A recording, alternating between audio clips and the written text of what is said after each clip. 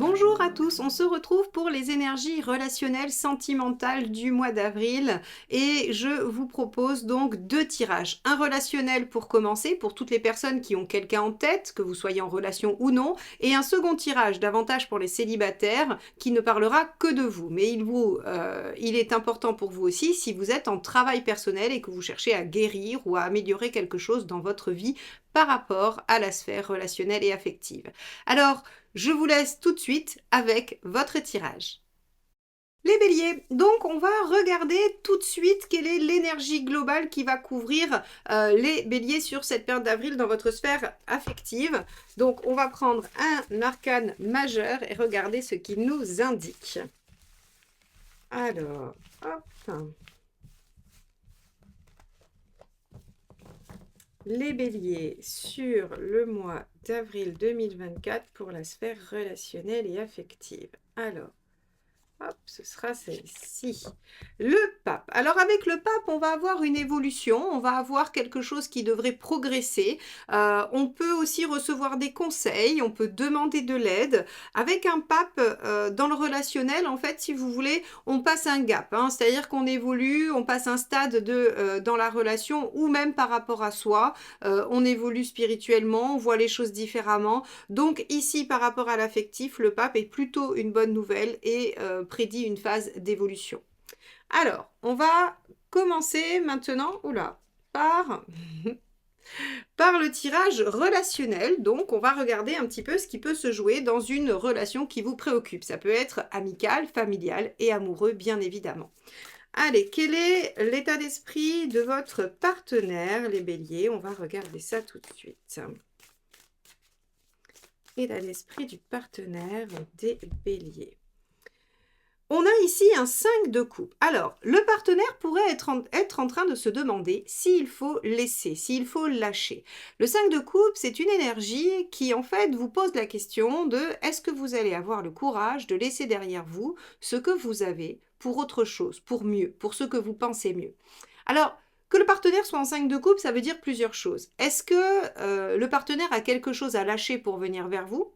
Est-ce que le partenaire se pose la question de lâcher la relation avec vous ou de lâcher quelque chose à l'intérieur de cette relation? Ça peut être un comportement, une façon de voir les choses, un projet.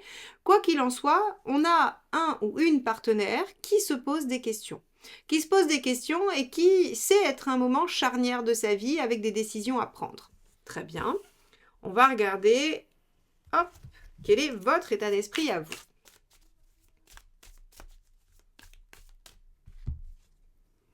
2 d'épée. Vous êtes aussi en train de réfléchir, vous êtes en train de vous poser des questions, vous n'êtes pas dans l'action, hein, le 2 d'épée n'agit pas, il ne fait que réfléchir, il ne fait qu'étudier les propositions, les possibilités, les choix qui s'offrent à lui, il réfléchit à la stratégie qu'il doit adopter pour aller vers ce qu'il souhaite.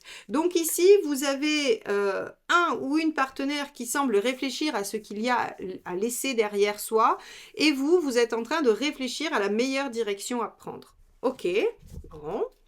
On va regarder quelle est la problématique.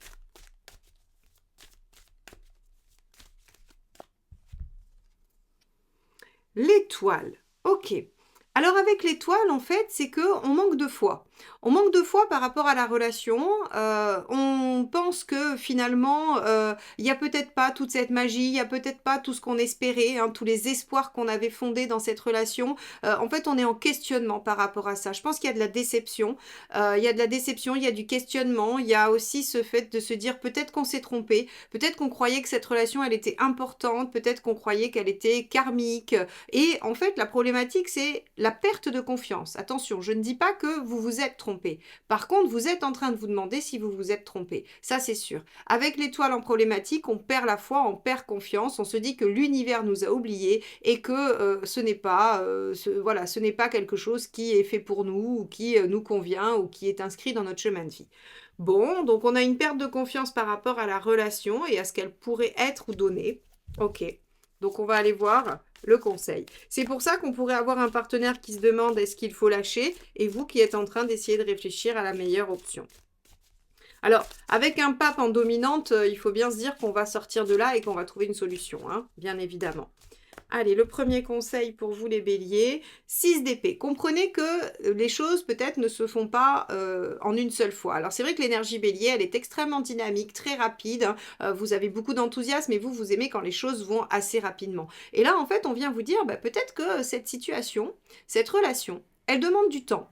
Elle demande des changements et elle demande en fait à comprendre qu'il y a une transition à opérer. C'est intéressant parce qu'en fait, ça vous dit, mais attendez, au lieu de vous désespérer ou de vous dire mais non, finalement j'ai dû me tromper parce que ça n'avance pas, on vous dit mais prenez en compte que pour aller d'un point A à un point B, il y a forcément une zone d'incertitude entre les deux. Quand on a quitté le point A mais qu'on n'est pas encore au point B, on ne sait pas si on va y arriver, on ne sait pas quand est-ce qu'on va atteindre le point B. En fait, on est dans cette zone tout le temps mouvante et incertaine. Eh bien, on vous dit, prenez conscience de ça, sachez que vous êtes dans cette transition et que c'est normal de ne pas encore avoir obtenu l'objectif ou le but ou d'avoir atteint finalement la réalisation. Ok, on va regarder ce qu'il vaut mieux éviter de faire.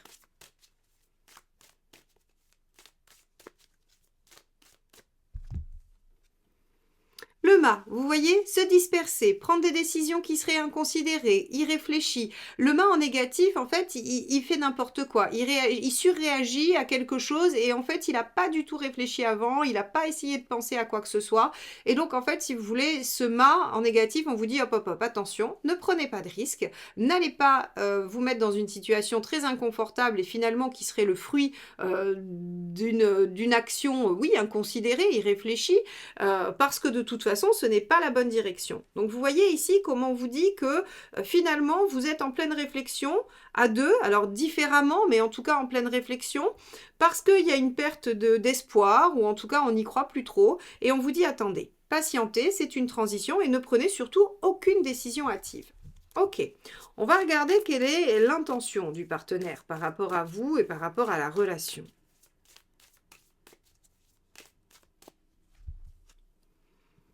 Le cavalier de coupe, ça c'est une excellente nouvelle. Le cavalier de coupe veut venir vers vous, veut en fait vous dire des choses, veut faire des projets, veut avancer. Le cavalier de coupe se sert de son cœur comme phare, c'est-à-dire que c'est ce qu'il souhaite et ce qu'il aime qui le dirige. Donc, si dans la relation, il est attaché à vous, et c'est probablement le cas, puisqu'on a un cavalier de coupe, eh bien, vous allez servir de direction, de phare. Et donc, en fait, si vous voulez, ce partenaire a l'intention de venir vers vous. Donc, il y a peut-être effectivement des choses à lâcher, et j'opterai plutôt pour des choses à lâcher pour venir vers vous, que vraiment un questionnement sur le fait de lâcher la relation.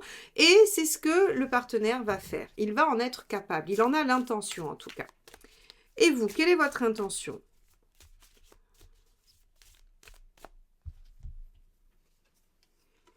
Le 8 d'épée. Alors vous, vous allez patienter, vous allez attendre. Alors peut-être que vous avez fait beaucoup de choses déjà auparavant et que effectivement c'est à votre partenaire de bouger et de se manifester. Puisqu'entre le 2 d'épée et le 8 d'épée, on va avoir une attitude assez passive.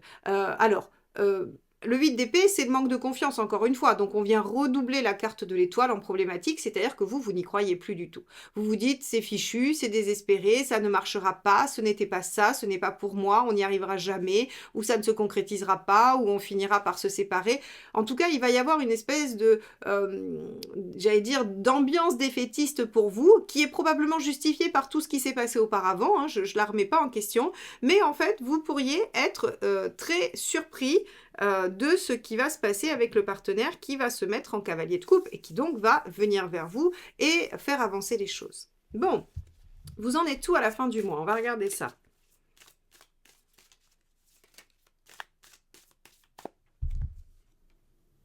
Regardez, le magicien. Alors pour ceux qui attendent un début de relation, eh bien voilà, le magicien vous dit que ça démarre, que c'est quelque chose qui s'enclenche. Pour ceux qui étaient déjà en relation ou en séparation, ou c'est compliqué comme on dit, eh bien on a un renouveau. Le battleur vient remettre de l'énergie, vient redémarrer les choses, vient refaire des projets, redonner du potentiel. Donc vous voyez bien qu'à la fin, finalement, vous partez d'une situation qui semble assez désespérée et vous arrivez à quelque chose qui finalement reprend du poil de la bête un petit peu et redémarre positivement. Bon, ça c'est très chouette.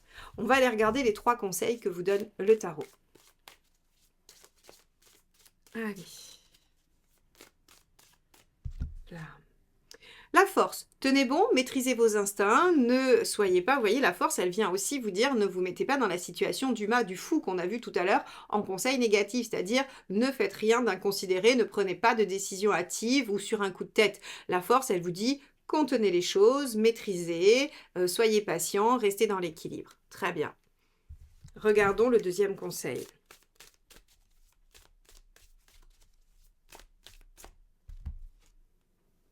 Le roi d'épée. Soyez, alors, le roi d'épée, c'est vraiment celui qui, en fait, est capable de construire les choses. Il a une idée et, en fait, il est capable de la mener à bout.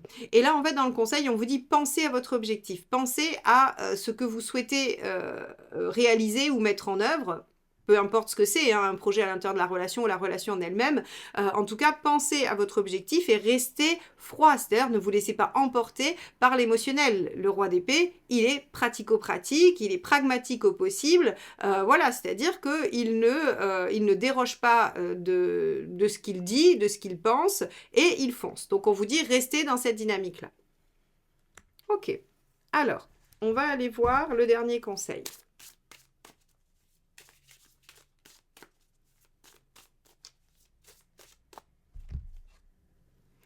Et la reine d'épée, voilà, donc encore une fois, en fait, on vous dit les béliers, vous allez être mis à l'épreuve sur ce mois d'avril, vous allez être pris dans vos émotions, et on vous dit, ne vous laissez pas happer par cette phase ou par cette sphère de vous qui va en fait vous mettre à mal, vouloir vous faire prendre des décisions hâtives, réagir de façon peut-être un peu déroutante pour le ou la partenaire en face. On vous dit, restez froid et restez aussi patient, c'est-à-dire que votre attitude de DP, 8 DP, finalement, est très bonne. C'est-à-dire que c'est à la personne en face de vous de bouger, de mettre en œuvre des choses, et ce n'est pas à vous, ce n'est pas votre tour. Donc, en fait, soyez patient, acceptez de regarder les choses avec lucidité, et vous verrez qu'il y aura un mouvement de la part du partenaire vers vous pour aller vers un renouveau. Donc, les béliers, c'est chouette, vous n'avez absolument rien à faire sur ce mois d'avril, juste à attendre que l'autre se mette en mouvement. Voilà pour vous les béliers qui ont quelqu'un en tête. On va regarder ce qui se passe du côté des célibataires. Si vous voulez en savoir plus sur votre relation précisément, n'hésitez pas à me commander votre tirage relationnel. C'est sans rendez-vous avec une réponse en audio dans votre boîte mail sous 48 heures. Alors donc, on va regarder un petit peu ce qui se passe pour vous du côté des célibataires ou des personnes en travail personnel dans ce domaine. Avec un pape, on peut avoir une belle évolution hein, qui va être notée. Donc on va regarder ça tout de suite. Allez, c'est parti. Quel est votre état d'esprit ? On a le 3 de bâton. Le 3 de bâton se projette vers l'avenir, a envie d'aller de l'avant et d'ouvrir une nouvelle page finalement. Parce que le 3 de bâton, c'est réfléchir à ce qu'on veut pour soi dans un délai plus long. C'est-à-dire, ça pourrait être la semaine prochaine, bien évidemment, mais ça peut être dans 3 mois, dans 6 mois, même dans 10 ans. Le 3 de bâton, c'est je me projette dans l'avenir et j'imagine ce que je veux, ce que je souhaite voir advenir dans ma vie. Un mieux-être, une relation, peu importe. En tout cas, vous êtes dans une projection et vous essayez de matérialiser vos souhaits. Alors, qu'est-ce que vous souhaitez justement dans cet avenir ?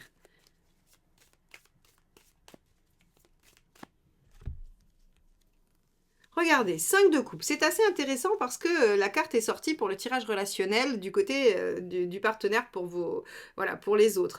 Le 5 de coupe, ce que vous voulez, c'est arriver à laisser derrière vous des choses qui sont encore accrochées à vous parce que finalement vous y tenez et surtout parce que vous ne savez pas ce qu'il y a derrière, c'est-à-dire l'inconnu. Le 5 de coupe, c'est très significatif. Sa phrase, je la dis à chaque fois pour ceux qui m'écoutent depuis longtemps, c'est vraiment vais-je avoir le courage de lâcher ce que j'ai et auquel je tiens, mais qui n'est plus bon pour moi, pour aller vers quelque chose que je suppose mieux, mais dont je ne sais absolument rien. Donc c'est vraiment lâcher la proie pour l'ombre. Et donc ici, ce que vous voulez, vous, c'est arriver à lâcher ce qui existe pour aller vers un futur que vous n'avez pas encore, que vous ne matérialisez pas encore, mais que vous imaginez forcément mieux pour vous. Parce que libérer des blessures, libérer des choses qui vous ont, voilà, des mécanismes de fonctionnement habituels, hein, voilà, comment on appelle ça alors les croyances limitantes certes, mais aussi, oh j'ai perdu le mot. Mais en tout cas voilà, tout ce qui se rejoue systématiquement à chaque fois qu'on est en jeu dans la sphère émotionnelle. Donc vous, ce que vous voulez, c'est vous projeter dans l'avenir avec le fait d'avoir lâché ce qui vous entrave dans votre vie affective. Bon, très bien, donc c'est le sujet de votre mois d'avril. Qu'est-ce qui pourrait vous empêcher d'améliorer ça? Ah, le 5 d'épée. Alors le 5 d'épée, c'est les blessures, c'est les vexations, c'est les affronts qu'on a vécus. Les schémas répétitifs, voilà, c'était ça le mot que je cherchais. Je savais qu'il tomberait comme un cheveu sur la soupe à peu près n'importe quand dans la guidance. Donc voilà, c'était les schémas répétitifs. Lâchez vos schémas répétitifs. Et en fait, ici, ce qu'on voit qui va vous empêcher de le faire, c'est les blessures, c'est les vexations. En fait, si vous voulez, il y a comme... ça me fait penser à cette notion du pardon ou de l'acceptation. C'est-à-dire que là, vous n'avez pas réussi à passer ça. Il y a eu des situations, il y a eu des événements. Et en fait, si vous voulez, ça vous a tellement empêché que vous n'arrivez pas à le guérir, vous n'arrivez pas à le passer par-dessus. Et comme vous n'arrivez pas à passer par-dessus, eh bien, en fait, ça vous entrave pour le laisser derrière vous. Vous voyez, c'est comme si on n'arrivait pas à lâcher une rancœur, comme si on n'arrivait pas à lâcher quelque chose qui, voilà, on se dit, mince quoi, enfin, je ne peux pas passer là-dessus, je ne peux pas faire comme si ça n'avait pas existé. Vous voyez? Bon, alors ça, c'est vrai que c'est embêtant, mais c'est aussi très légitime. Hein, voilà, quand il y a eu blessure, quand il y a eu douleur, on a envie de réparation. C'est normal. On va aller voir quel est le conseil. Comment on peut vous aider à passer ce cap-là? Page de coupe.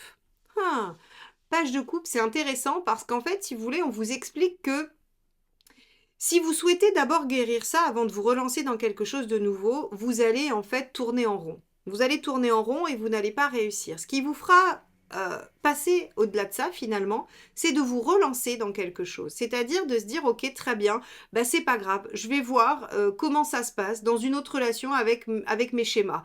Peut-être que si je me dis ok j'accepte ce que je suis, j'accepte ce que j'ai vécu et puis je me lance, on verra bien. Eh bien, on peut imaginer que finalement, ça vienne désamorcer quelque chose. Parce que là, le page de coupe, il vous dit très clairement, lancez-vous, allez-y, déployez un nouveau potentiel, suivez votre cœur, lancez-vous dans une nouvelle aventure et dans une nouvelle histoire d'amour surtout. Autorisez-vous à aller de l'avant.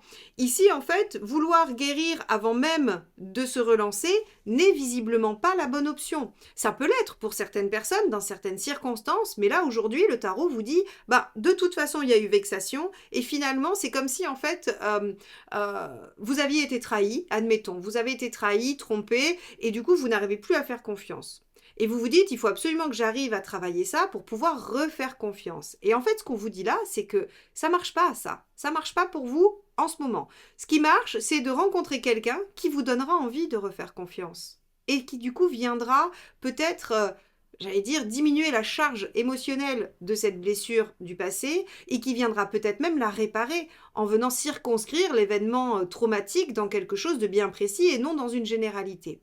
Donc ici, on vous dit, essayez de guérir avant de se relancer, c'est pas la bonne option. Il faut se lancer. On va regarder ce que ça donne à court terme. Waouh, regardez, 10 de coupe. C'est pas merveilleux ça? Alors le 10 de coupe c'est chouette parce que ça veut dire déjà que on se sent bien, on se sent épanoui. Alors évidemment si vous cherchez une rencontre, le 10 de coupe il est favorable. Hein. Il vous dit que vous allez trouver quelqu'un avec qui construire quelque chose d'épanouissant et de plaisant. Donc en fait si vous voulez on vous dit lâchez prise, allez-y, lancez-vous et vous rencontrez quelqu'un avec qui vous allez probablement vous réconcilier avec l'amour, hein, très clairement. Et on va aller voir l'issue à plus long terme.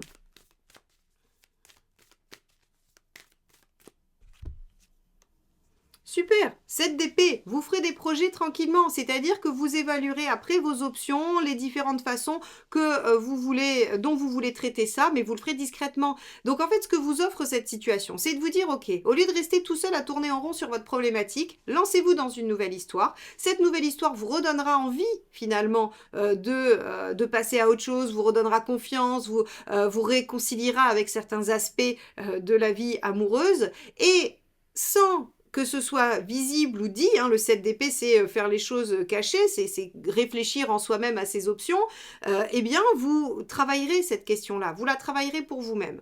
Hein. Donc ici, on est vraiment sur une situation qui vous permet de vous relancer dans quelque chose de nouveau et finalement, vous lâcherez vos anciens fonctionnements en tentant une nouvelle expérience, pas en faisant du travail intellectuel, théorique ou même énergétique. Là, c'est vraiment dans l'expérience, dans l'expérimentation et d'ailleurs, c'est assez cohérent avec l'énergie bélier hein, qui doit faire, lancer, amorcer, initier toujours des nouvelles choses.